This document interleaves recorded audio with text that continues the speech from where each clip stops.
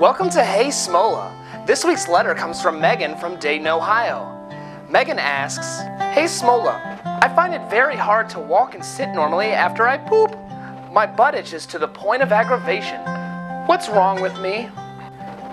Well, Megan, you have a condition which is known as itchy eye. And I'm not talking about those baby blues either. That's right, it refers to an itchy brown eye. There are several reasons why you might be having problems. The first of these could be that you have hemorrhoids. Do you feel sharp pains when you poo? Is there bright red blood in your toilet water and around your anus when you wipe? If so, you most likely have hemorrhoids.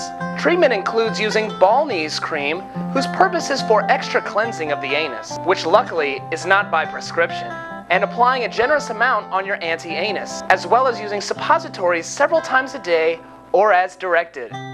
The next two reasons are somewhat related. The first one being that you do not clean your tan ring effectively. This results in fecal matter being lodged in those little folds of skin surrounding it. The second reason is that sometimes during a large deposit of your mutant stinky coffee bean into the murky waters of the oblivion, you might tear those folds of skin, causing a tiny amount of blood to come out. It is commonly known that when wounds heal, they tend to itch in the process. Let me give you some examples of some do's and don'ts the next time that you need to leave some turds in the Mediterranean. At the first sign of bloating, they run into the bathroom with little or no preparation to get rid of their burden. This can result in hasty defecation, which leads to tearing of the anus, headache, and in extreme cases, unconsciousness. When feeling the need to drop the kids off at the pool, calmly wrap up what you are doing.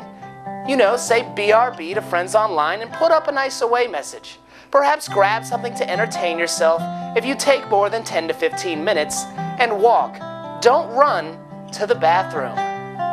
When you arrive in porcelain heaven, make sure that you have everything you need before dropping trowel and sitting on your throne. Here are some necessities: toilet paper, unclogged toilet, and clean up any sticky pee spots on the toilet seat. Some other helpful options: baby wipes, baby powder, reading material or something comparable, and turning the fan on and closing the door. I personally like to poop with the door open.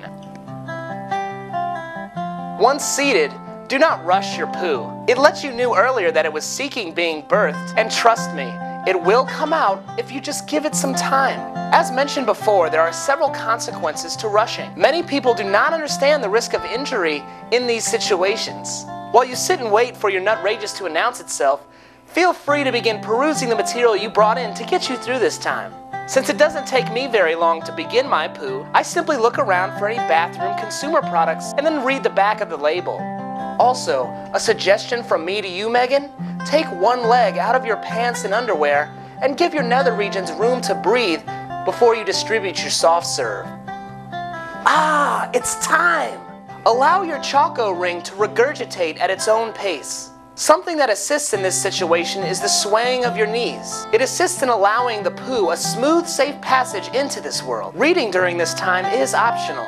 It just depends on how well you can concentrate. I also find it very helpful to hold my breath as I poo so that I don't have any unwanted contractions of my anus, which would break my log in half and cause unwanted fecal remnants on my Mother Teresa. Remember, do not strain or push. This causes unwanted discomfort for many and could lead to serious injury. Well, after a minute or two, hopefully, you have had a clean drop. Take some time to reflect on your experience before you begin the cleanup process. I may be slower than some folks, but I always make my way.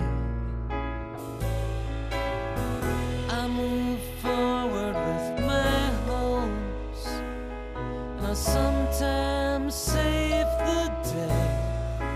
Where do I begin? 'Cause there's a whirlpool of information that... I'm not sure how you were taught to wipe as a young girl, Megan, but it is not a good idea to wad your toilet paper. It uses more squares and doesn't clean as well. Instead, use only 4 squares, folding them over each other twice. This, in effect, gives you a 4-ply, 8-ply, or 12-ply square, depending on the TP you use. It allows you to make at least 3 safe passes, 4 for the more adventurous person, thus recycling and conserving your toilet paper. If there's still an excess of your raunch pudding on the square, please repeat those steps.